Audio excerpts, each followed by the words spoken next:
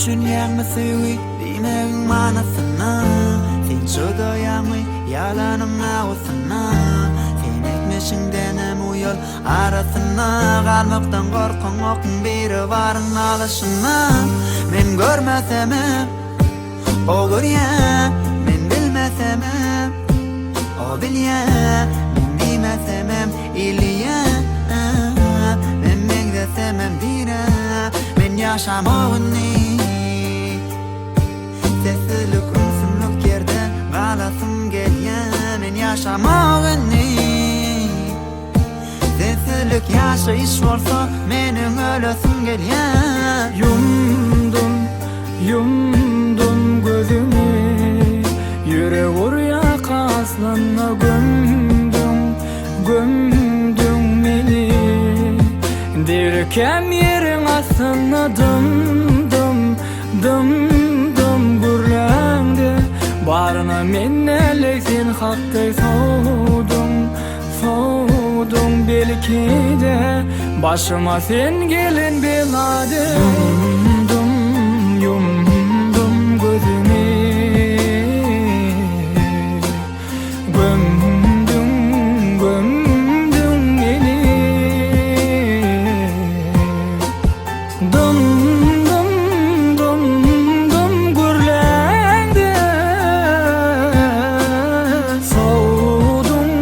Soğudum belki, başıma sen gelin belade. Sonra meni tanaýarlardan öň näli diýip, sonra meni tanaýarlardan häzir ol näli diýip, sonra şatlyk berdimi ýa gaýgy ýüregime girip, sonra sen gideninden soň men nädip ýaşaýanym diri. Ýolsa dimen näme hakda aýdýan, sen näme hakda oýlandy, ýolsa dimen näli hally ýatýan, sen ýar giýje meýdana, lezzetler üstüne alnan hayvanay, hamaly sen üçin bu zatlaryň soňy barday, soňy zorlay. Sen zorlay, üstün ülşün gyzylenden sen zorlay, giýjen galmany geçdi ýerden seni gorlay. Her kim nuşalap gidiberjek ekenin, maňa parky näme, maňa gyzygy ýok diýsem ýüregim gynanjak ekeniň oralmyşyň bolýa onu täzeden ekerin dikenip ýalyňyş bolan bolsa onu ýykaryn, onu sökerin. Indi sen tomaşa et, men doýdum tomaşaňa, or tomaşaň bilen sen çykyp gitdiň bütün sana. Yumdum gözümü, yürek oraya kaslanma, gömdüm beni. Dirkem yerin aslına dım gürlendi. Barına mennelek sen hakkay soğudum belki de, başıma sen gelin belade. Yumdum gözümü, gömdüm beni.